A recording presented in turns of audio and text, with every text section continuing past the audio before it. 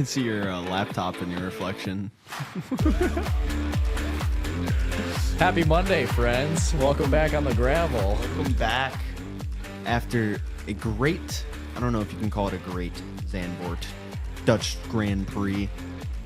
It was something, that's for sure. It was a pretty big winning margin by not who you'd think. By Lando. Something we can Exactly. talk about here in a little bit. Going off that, though. Sunglasses had to come out today. It is super hot outside, so I kind of just brought the outside in with me. I'm boiling. We had a nice boat day on, what was that, Saturday? Friday. Yeah, that was pretty fun. That was very fun. I needed that. Nice to get a little sun at the end of our break and prepare for this Dutch Grand Prix that we had. Yeah, vitamin D's been going crazy lately. Starting off this week, we didn't have that much actually happening, and it was kind of weird. Like going through Instagram and trying to see news and trying to get stuff to, talk Online about for this too, week. yeah. Just not being able to at all because nothing was happening. And then finally, during the weekend, we finally got some stuff to talk about. But starting off with the fact is the terrible headline in and itself, Max Verstappen breaking. That he will not be joining Mercedes in 2025. So shocker. So stupid, dude. I hate that this is like an actual article or a headline that we actually see come across our news feeds. Holy smokes! I wonder who could be taking that spot at Mercedes. Kimi Antonelli. We know Toto is a huge fanboy for him. We also know that he is now going to be doing free practice 1 for the team during Monza. I don't know if you saw that come out. Yeah. But, yeah, he's not joining Mercedes, so we can stop worrying about that. More importantly, we have Liam Lawson actually being in the news for some good Red Bull promo. Good Red Bull. Okay. Well, I mean, they've just been taking the poo on him for like months now, and we finally heard some positive news. It's looking like from Helmut Marko himself, he will be in a Red Bull or a VCARB next season. I mean, it's been very long awaited, and it means next year that one of their 4 drivers is 100% going to be replaced. Of course, that's going to be Daniel Ricciardo or Sergio Perez, but if you had to pick one of them, I mean, probably this becomes the long-standing issue that we've been talking about for our weeks. favorite. And it does become the issue of, do you get Ricciardo, who's been really struggling out in the VCARB seat, or do you get Perez out, who we already know brings in an absurd amount of money through all of his sponsorships and all of the merchandise. Who knows? That he Maybe sells. we just give Yuki Tsunoda and Daniel Ricciardo a massive middle finger along with Sergio Perez and just put Liam right in the Red Bull. It might Call be me at the crazy, point. man. Hey, Kimi Antonelli exists, and we all know that's going to happen. So. It's at the point, too, where Red Bull is really struggling to maybe even win this championship just because they are on one crutch. Yeah. Sergio Perez is nowhere for most of these races. Yeah, he finished 6th today, but like He got outplaced by both Ferraris today. And by both McLarens. Yeah. Like, at some point, you have to throw in the towel and do what's better for the team to win at least one of the championships at this point, because I don't think you're winning both now. You're not. But unfortunately, we have Mr. Krabs at the team. money. So, I mean, it's keeping him in the seat till the end of the season. So we'll see what happens there. I told you last week, my bold prediction is that they're going to keep Sergio for 2025. 2025. I still think I'm insane for saying that, but at the same time, I've just got this sneaking suspicion that we don't want to break up that dynamic. We're going to see Ricciardo out the door. What dynamic, though? No fight whatsoever in the team. That's fine. That is like they their don't favorite talk to thing. each other. They don't hang out with each other, it seems like. But that's beside the point. It's literally just we need Max to have absolutely no competition whatsoever. Sergio, you can just do your own thing. Throw it in the wall every weekend. Apparently, they're cool with that. Yeah, And no, apparently they're not, because they have no money to work on next year's car, my guy. I mean, yeah. Like, they're not okay with it if it's damaging the team in the long run. Yeah, he brings in a bunch of money, but you're lighting it on fire as fast as you're getting it in. It's not that efficient of I a agree. business. So from that perspective, I'm really excited to see how this shakedown happens because, yeah, we think it's Ricciardo right off the bat just because he's been performing so poorly. And, he did better than Yuki today, but Yuki kind of had a bad race from his standard of things. Yeah, especially with his good qualifying yesterday, too. Yeah. So it's going to be interesting. We know that. We already have Christian Horner saying that Helmut Marko is getting ahead of himself and that they're not going to change the order at all. But that's him being the team boss trying to be all professional in closed doors and that kind of stuff. Yeah, but one person who's Marko not as runs the closed team. Doors, it's Toto Wolff. That's true. Who decided to just leak Kimi Antonelli this weekend out of nowhere. By actually saying, our drivers. Our drivers, George and Kimi, have the full backing of the team next year. I mean, we've been yapping about this for weeks now, but He's got to be on. It's all but confirmed now. He's actually got to be on something, I think. Have you seen the TikToks this dude Toto Wolff has been making recently? Very demure. I have not very been demure. I cannot smashing my headphones. I'm very demure. Very mindful. It's like that was painful. That was the first thing I saw this morning when I woke up. It's also too, and it was one of the comments where it's like, how are you getting him to do this? And I think it is just his medication that he's been taking. I think he might be on, the Xanax. Little thing. Medication. Bro, he's not slamming headphones. He's not screaming at his drive. George, you need to join. Lewis, it's hammer time. Like, no. And maybe he's been enjoying the party favors. A little bit.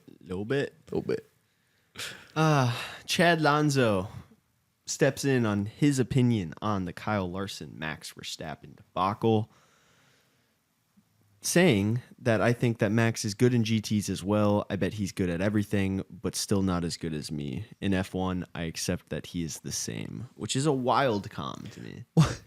This whole statement, he was like, he was going on about, Kyle and Max, and then all of a sudden he just turns it to himself versus Max Verstappen.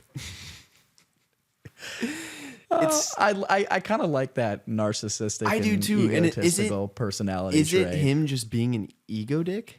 Or is it just him as a person where he's just like, I don't want to say full of himself, but just very, very confident in his abilities and what he can do? I think he is.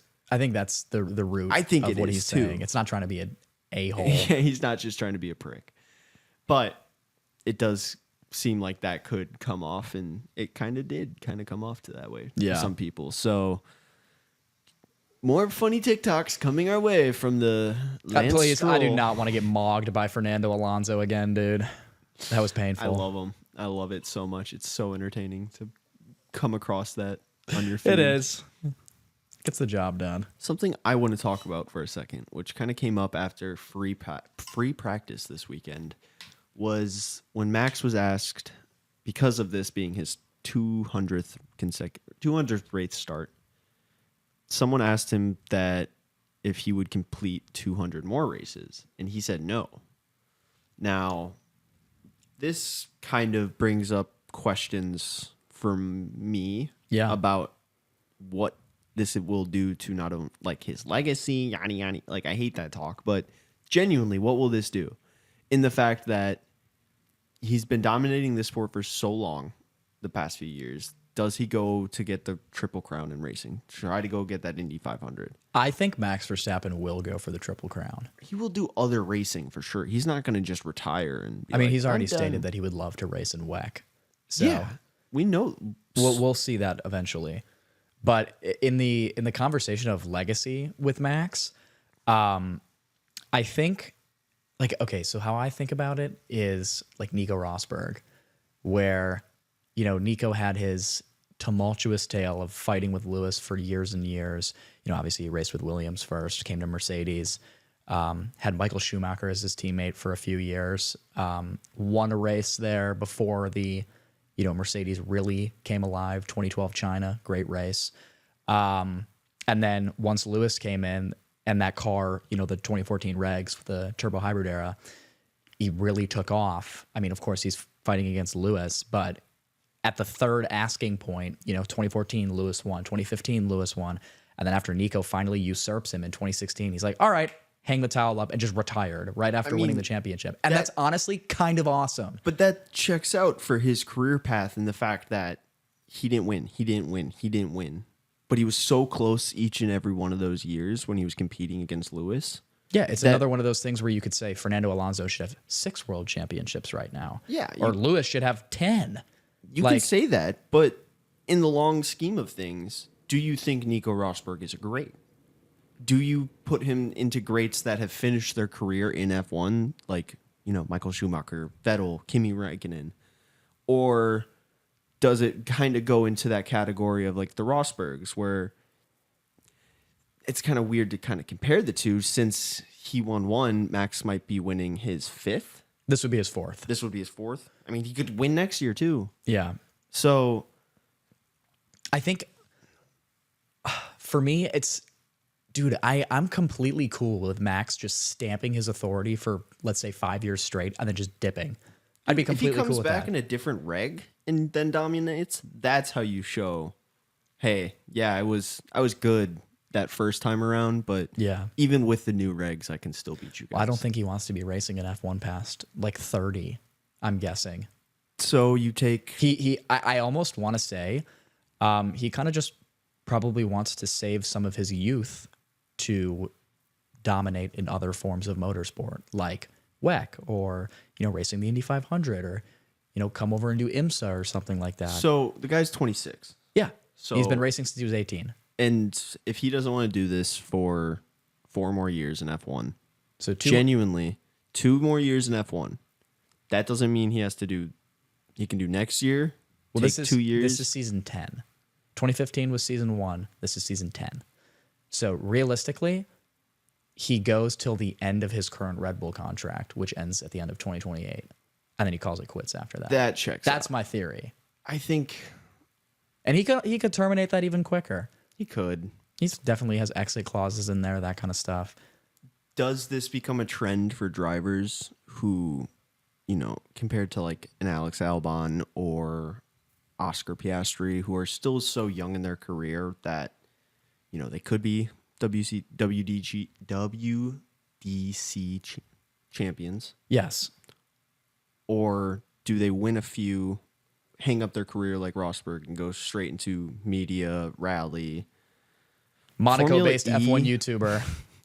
Formula E, even in some cases. They really got to work on that series to make me watch it. And maybe that's me being a bit I've been stingy and hearing stubborn. that it's been getting better. It has. So I'm not going to... And I do like some of the discredit tracks that they race at that we don't. Like Portland. I love that track. But I don't think there's anything wrong with coming in, winning a championship or winning a couple championships and hanging up the boots. I don't think that impacts your legacy negatively at all. I like a lot of people, of course, would say, oh, it's, disingenuous to... I'm saying it in the sense of like how Alonso came back after trying for the Indy 500. Mm-hmm. And he still hasn't gotten that. That's the one he's still chasing after. Yeah. He's already won the Le Mans. Mm-hmm. So he has no reason to really go back to WEC. We know... I don't think Fernando goes back to IndyCar. If he does, I would be shocked.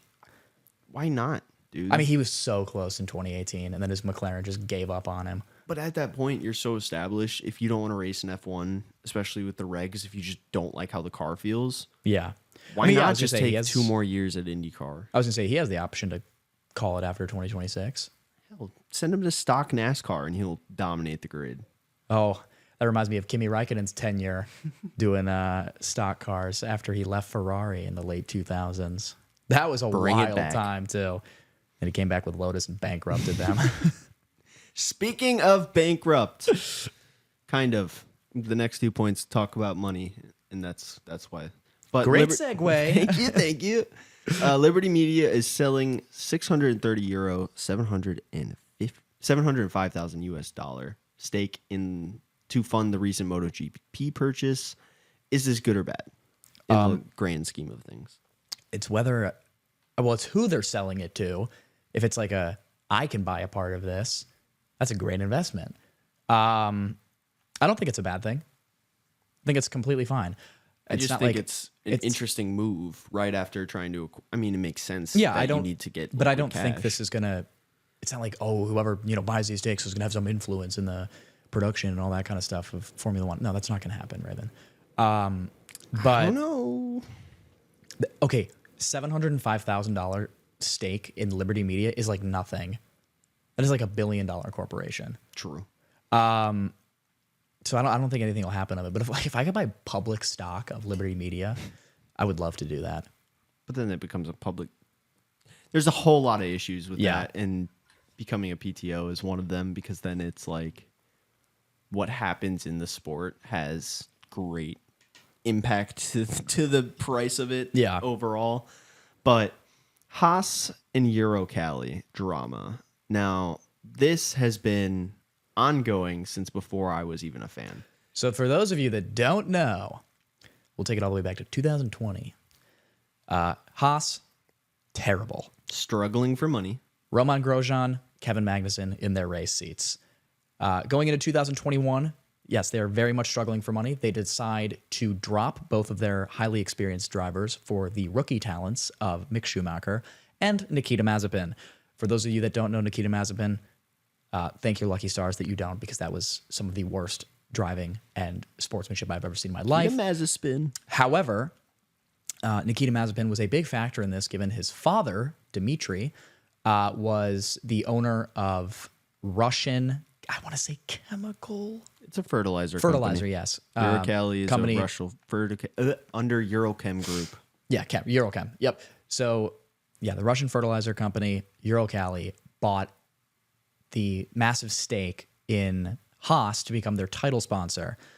The livery, the classic black-white Haas liveries we've seen for multiple years, disappeared for this red, white, and blue. Oh, you'd think America? No, it's Russian flags all over the car. It felt soulless, I guess. And then you also had Haas sacrificing all of 2021, literally running their 2020 spec car in the 2021 season to save up money for the new regs in 2022, which did work.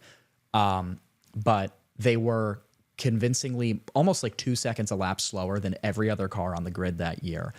And were very bad at paying back Uralkali for their investments in the team after they cut them off because of the Russia-Ukraine sanctions.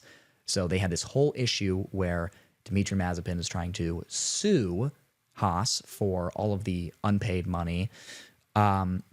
This was arbitration ruled that Haas actually had to reimburse Uralkali for all the funds transferred in 2022. And because of those sanctions placed on Russia by the USA, they struggled to pay that 12 million euros back. And at Zandvoort this weekend, it kind of came to a boiling point where Dutch police and bailiffs entered the paddock to evaluate Haas's assets and said that nothing would be able to leave the country until the payment was made. Meaning there was no issues for this race weekend, but it was kind of up in limbo for a bit whether Haas would, I guess, like stay on the grid. Yes, it's stay on the grid. It's just participate. Is the main worry that people were having. But as of Friday morning, the payment had been made, and everything is able to leave the country, and that they will be 100% racing at Monza. Mm-hmm. But as of this morning, payments are still waiting to be confirmed by Uralkali. So none of the Haas equipment or cars can leave.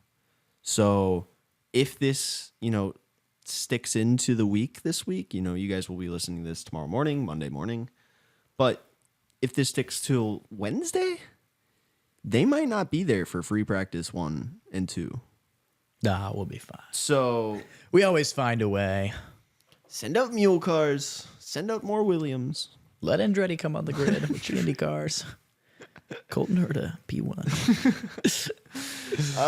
Brother. And I think we fired off to a lot of our tech updates that we saw. Tech updates? I think we got some. Oh, you want to do the tech updates before the yeah, drama? that's because that's of course part of the race weekend. That's fair.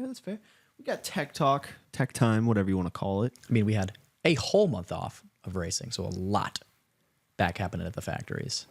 McLaren was one of those teams that had a bunch going for them with front and rear corners, front suspension, floor edge, and rear and beam wing.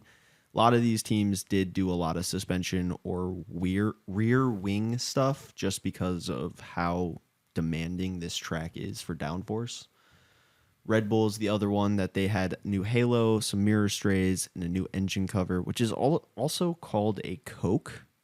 Really? I didn't know that. Which, writing as like an American, just being like, yeah, the Coke was upgrade. Like, Okay, Mr. Georgian, man, I don't need to hear it from you. Coca-Cola. Coca-Cola. Hey, can I get a Coke? What kind of Sprite? Sprite. Clear Come Coke. on, man. Clear Coke, you mean? Clear Coke? There's no way they call it Clear Coke. There's people in like real deep south. Yeah. It's orange Coke, clear Coke, cherry Coke. Hillbilly. Anyways. But yeah, that was weird. And I just was like, I'm going to call them engine covers because I feel like that's what most Americans will understand Of course. that to be. Haas, another one, had front wing, nose, front suspension, and front corner. Alpine was one of the surprising ones that had front suspension and rear corner, which I think these upgrades actually 100% showed this weekend. Well, I just remember specifically when Sainz was overtaking Gasly in the middle of the race, beginning of the middle of the race. With how long Pierre was actually able to fight back for. That, but also, and you notice he overtakes, Carlos comes on the inside of him. Yeah, around Tarzan. His car, like, gives out for a second. Like, Yeah. the tires let loose and the back kind of slips for a quick second. I think if he doesn't have that happen, he maintains that pace and maintains that place even. But that car is slowly getting better. I agree. Slowly getting I better. mean, you remember how terrible it was. was like a- at preseason it was a testing. It was freaking- convincingly the tractor. worst car on the grid. It was 5 seconds worse than everything else. Yeah, well, okay, not 5 seconds. But yeah, no, it was pretty It was bad. overweight too. Yeah. That's why it's black. Williams is the last one. They had a bunch of upgrades. Floor body, diffuser, side pod inlet, engine cover, central air take, and Logan's entire car. Oh, we'll get to that.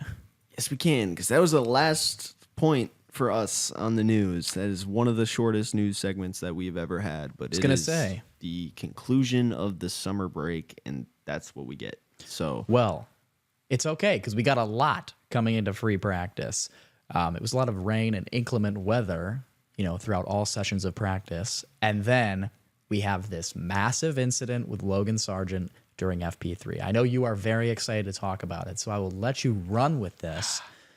But obviously, free practice happened at like 5 a.m. I missed this, but I woke up to the clips of this. all the memes and stuff at 7 a.m. So good. On Saturday morning. But the internet, doing what it does best in response to Logan's crash, was demanding that the team give Alex his car to him if reconstruction was not done in time. Yeah. And then Alex DQ'd. So I said, just let him have it fully. He's earned it, I agree. quote unquote, even though his floor edge was like a millimeter longer than the regs allowed it to be. It was something super small like that. Where like But I someone mean, he could have was shaved on it. fire during qualifying. He qualified P8.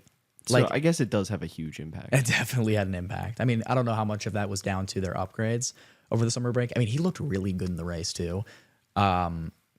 But I mean, hey, a technical infringement is a technical infringement. George Russell knows it better than anybody. More importantly, with what happened with Logan, there are now talks of him being replaced next week at Monza with Liam Lawson and Mick Schumacher being the main two. I heard Kimi Antonelli. You can chuck Kimi Antonelli in there as well. But he's already going to be participating free practice for Mercedes. So I don't know what a race seat would 100% usurp a FP1 session. Dude, if you Mercedes already would have let him signed though. you can let that go pretty quickly. Okay. They could, sign some little loan agreement with James Vowles and Williams to let him go. But what surprised me the most about this was the fact that a lot of this talk and chatter was coming from James Vowles to an extent. Mm-hmm. Like, James Vowles does not want Logan there anymore whatsoever. I mean, would you want him there either after, 5 broken cars, barely getting out qualifying his teammate twice? Yeah. Like, I'm sorry, like, as much as I love the American driver and having an American to root for in this series, it is fun, it is cool, but he's not good. Like, Yeah. we need to stop avoiding the giant wound in our foot. He's that the is worst of the best. Yes. That's how we'll put it. And I like what Alex said to him during the Williams podcast. I don't know if you checked this out, but one of the questions was, did you have a Brett summer? And Logan just was like, I don't know what that means. And then it was just a hard picture of like him drinking on boats every day. Yeah, that's definitely the Florida man. He indeed had a Brett summer, and it seems like that Brett summer will continue after his 1 week of work into the second half of F1. Sorry about it. Oh, sorry, not sorry. Continue back to free practice. I was going to say, back into free practice, we obviously had our insane crash for Logan Sargeant. I will give him the benefit of the doubt, given that it was very inclement weather. A lot of people actually, of course, a bunch of people clowned on him, but a lot of people came to his rescue in the sense of people were saying, this could have happened to anybody. It was really treacherous conditions out there. I think it's just unfortunate that it was Logan Sargeant out of anybody, because if people like to dog on somebody in the sport more than anybody else, it's Logan Sargeant. It's him. And Lance Stroll. Well, he's the easy target, man. Pay to win. Yeah. But I want to go back to the Liam Lawson statement quickly, because I thought that was a very out there replacement option for Logan Sargeant. But apparently, there's theory that a deal could be, like I was talking about, a loan deal could be struck up between Williams and Red Bull for Liam Lawson to compete for the rest of the season. And I actually hope, if Logan was to be replaced, I would hope that it was by Liam Lawson, just because that would give Red Bull 9 races to judge how well Liam Lawson performs against a very established teammate in Alex Albon. I think that is their best decision by a mile, and I hope that's what happens if they go with the path of replacing Logan. But nothing else super crazy than that. Into qualifying, Lewis Hamilton was noted for impeding Sergio Perez during Q1, which came back to bite him after qualifying, seeing a three-place grid penalty. Q1 saw some pretty standard exits, both Sauber drivers, Daniel Ricciardo, Esteban Ocon, and then the Williams of Logan Sargeant, who obviously didn't set a time because of his damage that he incurred during FP3. Q2, however, was a bit of a massive shocker, with both Sainz and Hamilton falling at the second hurdle. It was just especially shocking given the inherent pace of both of those cars and how well they've performed in recent times. But with the two of those falling out, I'd say big praise to both Alex Albon and Pierre Gasly for sneaking into Q3. Obviously, your other two that were not in the big four would have been Lance Stroll and Fernando Alonso. But Q3 was a bit of a domination from Lando Norris. It was one where he was really looking to stamp authority after the summer break. And of course, it was going to be the classic duel of Verstappen and Norris, with Lando taking the initial forward step with a time of 1 minute 10.074, which was about a tenth and a half faster than Verstappen's initial time in P3, split by Oscar Piastri. But when it came to the final blows, Verstappen momentarily took pole position with a time of 1 minute 10.029 before Norris, out of nowhere to me, stomped to the front to usurp the Dutchman by over 0.3 of a second, setting a time of 1 minute 9 seconds, 0.673. And I think this is the moment, I've said it multiple times, that we've really come to realize that the McLaren is the better car. But when you have Lando Norris out qualifying Max Verstappen by over 0.3 of a second at Max's home race, where he has been the most dominant driver, at the Zandvoort track in recent times, I think that's where, I hope it really set in for a lot of people just how good that McLaren is. And now Lando really has no excuse for, his shortcomings. I got to flame you for a second, because you've used the word usurp about 4 times this podcast, and I want to know if it was. I like the word, dude. Was it this week's Wordle? No, it was not. I'm just making sure, because I've never heard that word before, and you've used it 4 times. Usurp is literally one of my favorite words, dude. Okay, we don't have to get the etymology of words, but all right, dude, etymology of words. Get a load of this guy. Mic's off. Is it back? So, yeah, the end of qualifying saw the top 3 of Lando Norris, Max Verstappen, and Oscar Piastri. Lando Norris, of course, usurping Max Verstappen in pole position. Damn it. But like we talked about earlier, Alex Albon was disqualified from his P8 grid spot, which would have been his highest qualifying position of the season, if I am checking my facts correctly.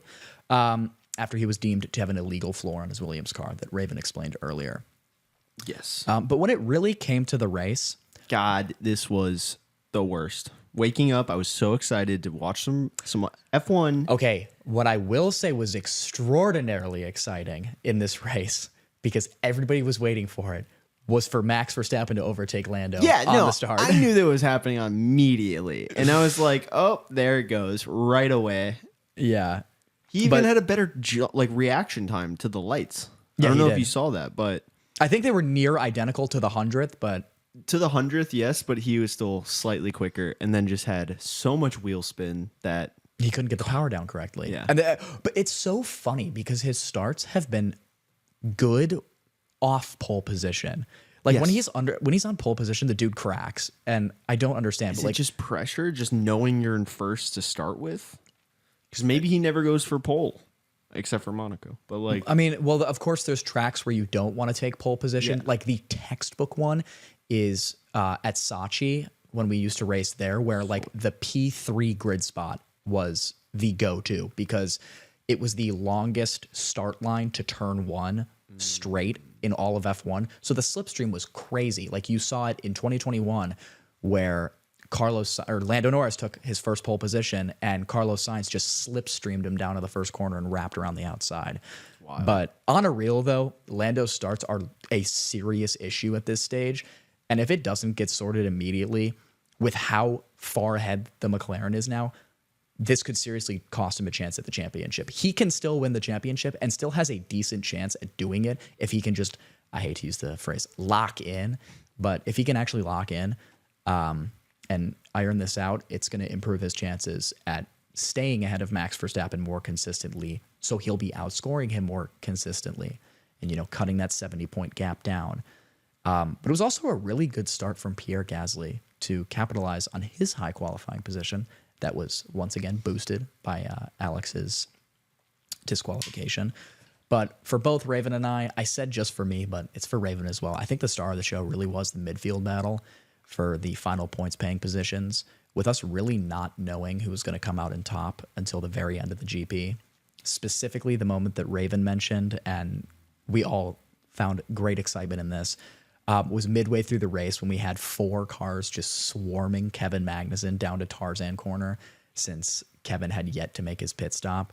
And, he was struggling on those old tires. But it was the fact that all 4 of them just DRS slipstreamed right past Kevin.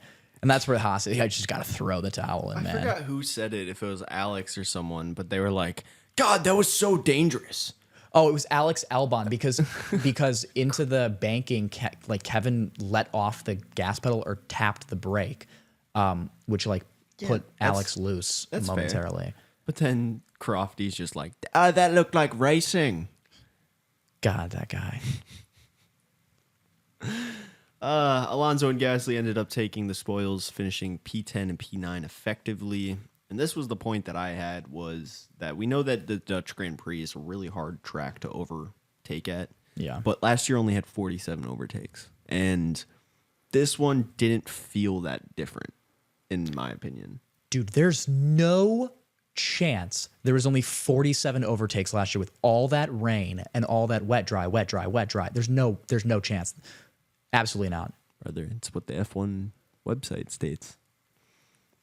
I'm sorry to break your heart with. It just blows my mind because that race just seemed so crazy last year. It's a good race and it's a cool track. And yeah, we're going to potentially not be able to race there anymore for F1. Congrats on Lando becoming the 4th ever F1 winner at that track, sharing the names with greats like Lando Norris. That's one of them. Max Verstappen, Niki Lauda, and Prost. Yeah. They were the only other F1 drivers to ever win at that track because they didn't race there for 30 years. 30, 40 years, yeah. So, but after Lando regained the lead today, there was nothing that really changed in the podium. It was just in the back and midfield, which... Watching Lando pull that gap, though, was crazy. It was I didn't impressive. realize the race pace was also that far ahead of Max Verstappen. I also didn't know how much fuel weighed. Like how, Lando's qualifying time was like a 109. Yeah. their first 4 laps were like 116, 117s for fastest lap. Also, shout out Alex for randomly getting fastest when he lap. chucked the hard tires on? Yeah. Fastest lap for like 60% of the race or something. And then the Mercedes were like, well, we're not winning, so let's get our point. I also do want to chuck out a little congratulations to my boy Charles Leclerc. Just because he didn't have a really good qualifying session. I think he qualified P6, if I remember correctly. But to make it onto the podium, the overcut that he did on both George Russell and Oscar Piastri, and then to hold Oscar off at the end of the race. Also, how did Oscar not overtake him? I don't know. Just maybe never got that moment of overtaking. Well, there was a period chance. where he was within 0.4 of a second of Charles, and that was with like 15 laps to go in the race. He also had tires that were 9 laps newer. Yeah, compared to exactly. Charles. Oscar should have made that overtake. But I think Charles personally was arguably my driver of the day. I know every DTS fanboy and fangirl is going to say that. I don't want to say DTS, but just, your stans are going to say that Lando deserved it. And this was another day where Lando gets driver of the day and does not deserve it. If he didn't have his terrible start, sure.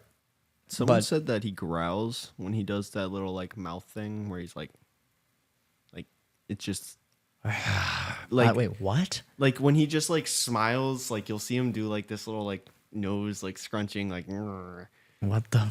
and what? someone made a comment that said that's like I think he's just silently growling. And I can't there's potential. I can't unsee it. And I don't know if he did it today, but I really hope he did. Yeah. But when it came to the championship standings, McLaren have now reduced the gap by 12 points down to just 30. You have Red Bull sitting at 434. You have McLaren sitting at 404. That means they have to reduce the gap by they're like not found. 3 points a race. Means they're not found. 404 not found. Just like your computer. Okay, dude. Yeah, don't even bring that up. That's so painful. Lando Norris also cut the gap to Max Verstappen, obviously, down 8 points to just 70. You have Max sitting on 295 now, Lando sitting on 225. At this stage, aside from the fastest lap, if you just take the last 9 races, if Lando finishes P1, Max finishes P2 every race, Max still wins the championship. That's crazy. But what my craziest stat of the weekend is that Max Verstappen is now winless in 5 consecutive races, which is his longest drought since the end of the 2020 season that ended at Sakir before he won the Abu Dhabi GP as the final race of the season in the 2020 season. That is still, to me, arguably one of Max Verstappen's greatest seasons in the sport, really being the only person to fight the 2 Mercedes in the iconic, insane W11s. So to see it's now been nearly 4 years where Max has won a race, at least like 1 out of every 3 races is won by Max Verstappen at any given time in that 4-year period. That's just incredible. So to see that drought come out now, especially just with how well Red Bull started this year, I didn't expect to see Max go winless in 5 races consecutively. It's kind of a weird feeling, especially since how dominant he was last year. Especially since you started watching during this dominance. You actually get to see a shift, which is really nice. But it's a shift that can't be just contributed to one team or one driver doing better. Yeah. It's a whole list of things that have happened over the last year, which is why this sport is interesting, is because everything does matter. Everything does play into the larger picture at the end of the day. So, I don't know, but there's only one thing left for us to do, Oliver. Top 5 or not 5. Bringing it back. Top 5, baby. Pierre Gasly. I mean, this is his 6th point scoring position this year with that P9 finish, finally taking him above Ollie Behrman. We got McLaren at number 2 with just being fast. Like I mentioned before, Charles getting Ferrari back on the podium. That kid was amazing today. Lando, stop fumbling race starts for Lord's sake. However, he did break the pole curse, and that's what matters. Albon from P20 to P14, I thought that was pretty nice. He was running the points for a long time. and I think get a good recovery. Moving over to Not 5, we have Zandvoort, and for the fact that this could be our last time racing at Zandvoort. Logan Sargeant, pretty self-explanatory. This could be the last race in his Formula One career. Mid-tier teams failing back behind the front runners, AMR, VCARB, etc. Besides Haas. The graphics on the finishing times was pretty funny. You had Lando Norris winning from Pierre Gasly and Valtteri Bottas for a bit. Get Valtteri on the pole. Yes. DTS fangirls giving Lando driver of the day once again. For no apparent reason. With a few seconds to spare. And that is top 5. Always a great feeling. Yeah, baby, let's go. Let's go, let's go, let's go. No Formula 2 this week, unfortunately. We'll be back there very soon. We do have some Formula 1 Academy that we have not done any prep for. But I know Abby Pulling won the first and the second race. I want to say she at least... I know she won the second one for sure. I'm pretty sure she won the first one as well. All I know is I've seen enough. Get her in Gasly's seat. No. Yes. Get her in Jack Newen's seat. No. Max Verstappen. Okay, Bianca. Dude, that was so funny because they posted some meme page posted like Bianca singing the do Max Verstappen, and then it just cuts to her in the gravel later. Oh, she is so protected. The pair is special. For rally, we have Greece in 10 days. That's going to be a fantastic one to watch. 6 hours of coda. Speaking of, oh, sorry, with Greece for a second, we got to shout out our boy Tassos and the Greek hockey team making it to the finals. Bladum, they're doing great. They're doing well down there. The hockey show will be back in promptly 2 weeks, 3 weeks now. And we finally get to say 16th. good morning hockey again. Yes, we will get to say good morning hockey. We will also be introducing the Chicago Hockey Radio Show full time. And then we're also going to be getting another new show on the network with someone we've had on before on Good Morning Hockey as a interviewee. He also just did a college soccer announcement game. Saw him in the box for that. Watched a little bit of it. Always love hearing his voice, doing his thing. But him and his buddy are going to be reintroducing a show that they used to do at DePaul Radio a long time ago. It's going to be about West Coast hockey teams, West Coast sports teams in general, just because they don't get enough love out here in the central and east area of the United States. Back to racing. Coda. 6 hours of coda next week. I am in my WEC drought, and I need this in my life. Raven got a wheel so we can actually play WEC and like drive those cars. So excited for that. What do we see in Moto, Raven? Not much. We have... God, I'm gonna butcher this so bad. No, don't worry. I love this track. It's Argonne. You can just Thank say you Argonne. for saying just it's Motorland. Argonne. It's Motorland Argonne. Yeah, I want to say the whole name of the Grand Prix though. That's where I'll drop the Ciudad bag. del Motor de Argonne. I don't know. That was my best attempt. But first, same day as the other two races at 7 a.m. for us Americans, which is a tough watch. There was Formula Drift. There's the biggest event coming, Utah, pretty soon. So we're going to do a whole segment on that eventually. But that is it. That is it for On the Gravel. It is a short episode here in the studio today. I don't know why. I wish it was longer. Trust me. We just don't have that much to talk about, don't we? And that's okay. Exactly. Sometimes we're not going to there's force, an hour and 15, hour and 30 minutes of content just because we need to milk the number. Essentially, we would rather make better content that sometimes doesn't go the full length. And hey, that's okay because I forgot to add on the other audio interview for the podcast last week, so I'm just gonna smack that on to this one. So yeah, we'll have our interview. This guy, man. This guy.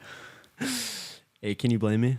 No, I can't blame you at all. Yeah, because you haven't made any content. All right, dude, my PC broke this week. Let me off the hook, man. And I'm not about to yap about my broken computer on here. Yes, you are. I got my wheel. We're going to make some content. We're going to try to do a stream with Funky T-Bone. I don't know how we're going to do that officially. I think Oliver's going to stream on Twitch. I'm going to stream on YouTube through Alithio. And I think that's how we'll do it. And so if you want to use whatever your platform is for watching streams, you can come check us out. We'll be playing with Funky T-Bone. We'll also just be maybe playing our own games, playing games with our buddies, doing some stuff like that, just as some extra content for y'all. But other than that, you have new episodes of Listens for Commands. You'll have new episodes of Let's Cool On with Jack Macklin. We will be back here next week on the gravel after Monza. Oliver, do your thing.